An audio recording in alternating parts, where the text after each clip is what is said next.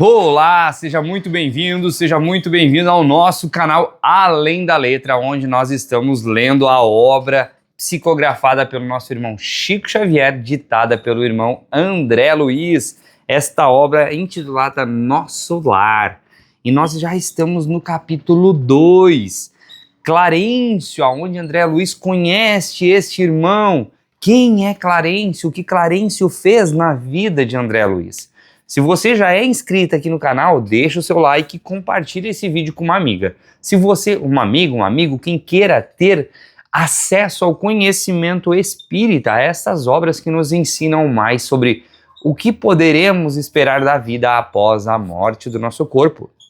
Se você ainda não é inscrito no canal, inscreva-se no canal, porque isso é muito importante para que você possa receber os próximos vídeos, onde nós iremos ler toda esta obra maravilhosa e comentar sobre ela. Vamos evoluir juntos, eu e você, nesta jornada do conhecimento, nesta jornada chamada vida. Então, já antes de mais nada, se você já assistiu os outros vídeos, deixe aqui nos comentários o que você está achando desta leitura, o que você está achando desta obra maravilhosa, psicografada pelo nosso irmão Chico Xavier. Está bem? Então, sem mais delongas, vamos à leitura e também há uma conversa, há um debate. Se você ainda não tem seu livro, vá lá e compre. Cleiton, eu não consigo comprar, não tem possibilidade, não tem problema. Escute o livro aqui comigo e nós juntos vamos ler toda esta obra maravilhosa, a chamada Nosso Lar, do nosso irmão André Luiz. Se você quer aprender mais sobre a espiritualidade, sobre o que acontece depois da vida, fica nesse canal. Tá bem que nós vamos aprender muito sobre isso. Sobre espiritualidade, sobre espiritismo, como o espiritismo funciona, como a mediunidade acontece. Então aqui nós vamos estar entrando no segundo capítulo deste livro chamado Clarencio. Então vamos lá. Suicida, suicida, criminoso infame. Gritos assim cercavam-me de todos os lados, onde os sicários de coração empedernido. Aqui ele está me relatando o quê? Ele ouvia isso, as vozes chamando ele de suicida, de criminoso, de infame. Gritos assim cercavam-me de todos os lados.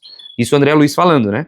Onde os sicários, ou seja, os juízes de coração, empedernidos, fazendo uma pergunta, né? Por vezes, enxergavam-os de relance. Aqui ele está dizendo assim, ó, os sicários, os obreiros de coração empedernido, por vezes, os enxergava de relance, escorregadios nas trevas espessas. E quando meu desespero atingiu o auge, atacava-os mobilizando extremas energias. Em vão, porém, esmurrava o ar nas proximidades da cólera. Aqui ele está dizendo o seguinte, que às vezes ele ficava tão irritado com aqueles irmãos que estavam julgando ele, os sicários, que ele até chegava a ter a coragem de avançar contra eles, o esmurrando, mas não conseguindo efeito algum. Em vão, porém, esmurrava o ar nas proximidades, olha só, nos paroxismos da cólera, nos extremos da cólera. Gargalhadas sarcásticas feriam-me os ouvidos, enquanto os vultos negros desapareciam nas sombras. Ou seja, os irmãos vinham ali e faziam todo aquele redevul sobre ele, o deixavam enlouquecido de raiva. Ele avançava contra os irmãos, mas não conseguia de forma alguma os atingir. E com o tempo eles saíam em gargalhada, pois já tinham conseguido fazer o que queriam, deixá-lo fora de si. Para que? Olha só, agora ele faz a pergunta, para quem apelar? Torturava minha fome, a sede me escaldava. Comezinhos fenômenos da experiência material patenteavam-se-me os olhos. Crescera minha barba, a roupa começava a romper-se, com os esforços da resistência na região desconhecida. A circunstância mais dolorosa, no entanto, não era o terrível abandono a que me sentia votado, mas o assédio incessante de forças perversas que me assomavam nos caminhos ermos e obscuros.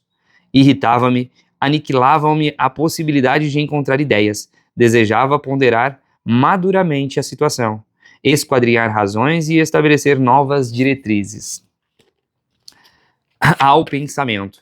Mas aquelas vozes, aqueles lamentos misturados de acusações nominais desnorteavam-me irremediavelmente. Aqui o André Luiz ele retrata então que ele não conseguia ter um minuto de sossego para clarear sua mente, clarear seus pensamentos e se centralizar em si mesmo, porque os ataques eram tão constantes que ele não conseguia ter este tempo de raciocínio. E aí ele se queixa muito disso, que não era nem a fome, nem a sede, nem o frio que o irritava tanto, mas esta falta de ter, como é que eu posso dizer, tempo para si. Quantos de nós vivemos assim? Vivendo. Ciclo dos ratos. Vivendo e paramos, e esquecemos de parar, olhar para a vida, refletir e tomar melhores decisões. Quantos de nós? Paramos 5, 10, 20, 30 minutos para fazer nada, só para ficar em silêncio, pensar no que fizemos, no que não fizemos e que temos que realizar. Quantos de nós faz isso? Vamos começar a refletir, meus irmãos. Que buscai, infeliz? Onde vais, suicida? Aqui alguém vem indagá-lo, ó. Tais objugatórias, incessantemente repetidas, perturbavam-me o coração. Infeliz, sim, mas suicida? Nunca. Essas incompreensões, a meu ver, não eram procedentes. Eu havia deixado o corpo físico a contragosto. Recordava meu porfiado duelo com a morte. Ainda julgava ouvir os últimos pareceres médicos anunciados na casa de saúde. Lembrava a assistência desvelada que tivera, os curativos dolorosos que experimentara nos dias longos que se seguiram à delicada operação dos intestinos. Sentia, no curso dessas reminiscências, o contato do termômetro, o pique desagradável da agulha de injeções e, por fim, a última cena que procedera, o grande sono. Minha esposa, ainda jovem, e os 3 filhos, contemplando-me no terror da eterna separação. Depois, o despertar, na paisagem úmida e escura, e a grande caminhada que parecia sem fim. Nada acaba, meus irmãos. A vida não termina com a morte. Porque a pecha de suicídio. Aqui ele está se perguntando, por que todo mundo está chamando ele de suicida? Ele está indignado com isso. Quando fora compelido a abandonar a casa, a família e o doce convívio dos meus, o homem mais forte conhecerá limites à resistência emocional. Firme e resoluto, a princípio, comecei por entregar-me a longos períodos de desânimo, e longe de prosseguir na fortaleza moral, por ignorar o próprio fim, senti que as lágrimas longamente represadas visitavam-me com mais frequência, extravasando do coração. A quem recorrer? Ele se pergunta novamente, porque aqui ele vem dizendo aqui, agora ele chora com mais facilidade, ele tem mais momentos de tristeza, e ele se faz a pergunta, a quem eu devo recorrer? Por maior que fosse a cultura intelectual trazida do mundo, não poderia alterar agora a realidade da vida. Meus conhecimentos, ante o infinito, semelhavam-se a pequenas bolhas de sabão levadas ao vento impetuoso que transforma as paisagens. Eu era alguma coisa que um tufão de verdade carrega para muito longe. Entretanto, a situação não modificava a outra realidade do meu ser essencial. Perguntando a mim mesmo se não enlouquecera, encontrava a consciência vigilante, esclarecendo-me que continuava a ser eu mesmo, com o sentimento e a cultura colhidos na experiência material. Olha só, aqui ele relata o quê? Que ele está ali, naquele momento de tristeza, de solidão, mas ele se reconhece que ele é ele mesmo e com o conhecimento que ele tinha na sua vida física. Mas que o conhecimento que ele deteve não conseguia trazer explicações para o que ele estava vivendo. E você, caro amigo, cara amiga, que está tendo acesso a essa leitura, já vai entender com mais facilidade quando chegar o seu momento do seu desencarne. Não se desespere.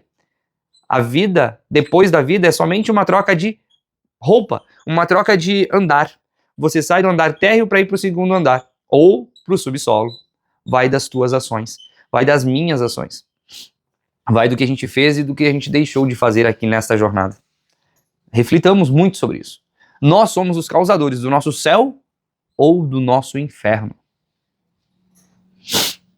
Castigava-me a fome todas as fibras, e nada obstante o abatimento progressivo, eu não chegava a cair definitivamente em absoluta exaustão. De quando em quando, deparavam-se-me verduras que me pareciam agrestes, em torno de humildes filetes d'água, a que me atirava sequioso. Devorava as folhas desconhecidas, colava os lábios à nascente turva, enquanto permitiam as forças irresistíveis a impelirem-me para a frente. Muita vez suguei a lama. Olha só, muita vez suguei a lama da estrada, recordei o antigo pão de cada dia, vertendo copioso pranto. Aqui, meus irmãos, ele está relatando o quê? Se você assistiu o filme, você vai lembrar que ele estava comendo um ramo de raízes, e aqui ele relata isso, que ele estava comendo as raízes, que ele se atirava a uma poça de lama para sugar aquela água barrenta, para tentar, de forma quase que ensandecida, saciar sua fome e sua sede. Mas ela, para o corpo físico, ela é uma. E aí ele vem lembrando quando tinha um pão quentinho sobre a mesa, quando tinha aquela mesa farta. E muitas vezes nós não agradecemos pelo alimento que está à nossa frente. Simplesmente o devoramos, ou às vezes estamos até com o celular comendo e olhando o celular e não estamos prestando a atenção no banquete que Deus nos proporcionou naquele exato momento. Tenhamos mais apreço e gratidão pela vida.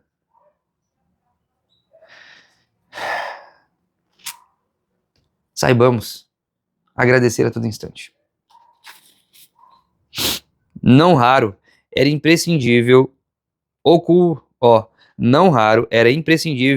ocultar-me das enormes manadas de seres animalescos que passavam em bando, quais feras insaciáveis.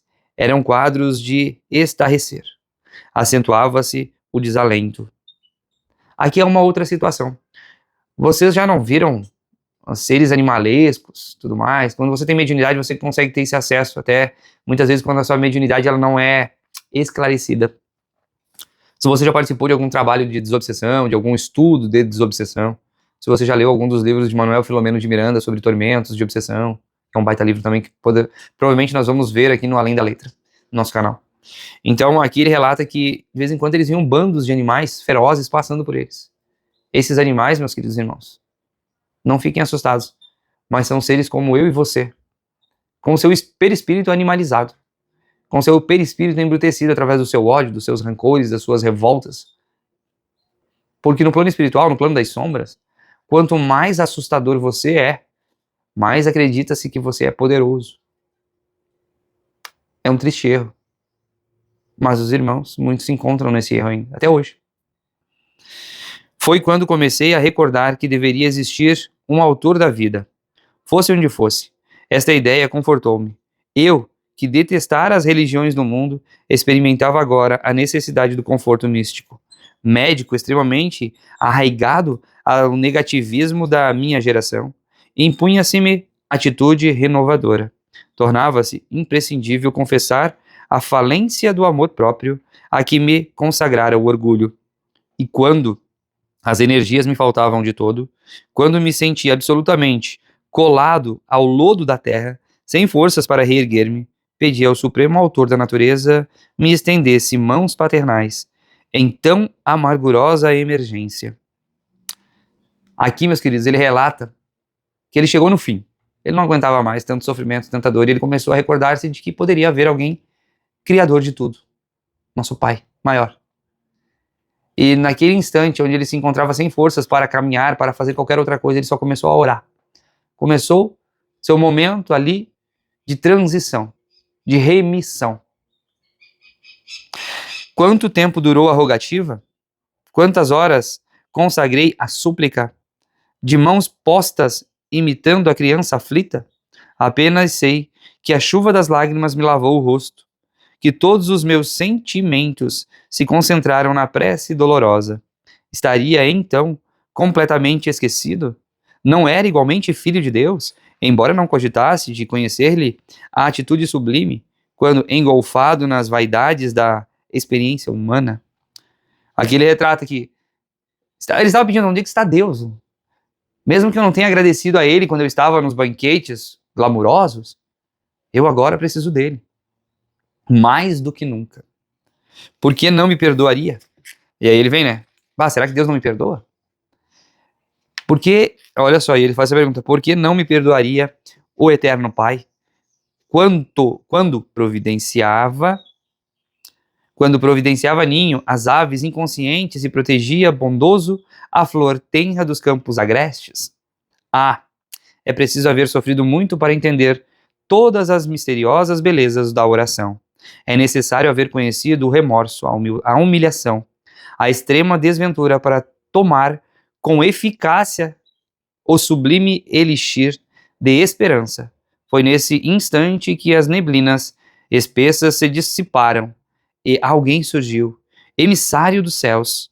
Um velhinho simpático me sorriu paternalmente, inclinou-se, fixou nos meus os grandes olhos lúcidos e falou: coragem, meu filho, o Senhor não te desampara.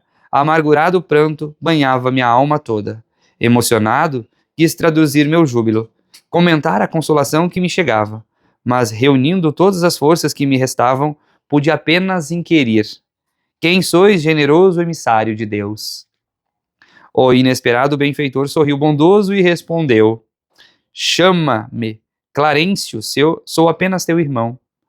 E, percebendo o meu esgotamento, acrescentou: agora, permanece calmo e silencioso. É preciso descansar para reaver energias. Em seguida, chamou 2 companheiros que guardavam atitude de servos desvelados e ordenou: prestemos ao nosso amigo os socorros de emergência. Alvo lençol foi estendido ali mesmo, à guisa de maca improvisada, apresentando-se ambos os cooperadores a me transportarem generosamente. Quando me alçavam cuidadosos, Clarencio meditou um instante e esclareceu, como quem recordava inadiável obrigação: vamos sem demora, preciso atingir nosso lar com a presteza possível. E assim nós concluímos a segunda parte deste livro, onde André Luiz é resgatado das regiões umbralinas, do umbral, e conhece o irmão Clarencio, seu irmão que o resgatou das suas dores, dos seus sofrimentos. Então deixa aqui nos comentários o que você achou desta narrativa, destes momentos de tortura e dor que o nosso irmão André Luiz passou no umbral. E, se você ainda não é inscrito no canal, se inscreve no canal, porque assim você vai conseguir receber os próximos vídeos para continuar aí conosco na sequência desta leitura maravilhosa. Um beijo, fica com Deus e nos vemos no próximo vídeo.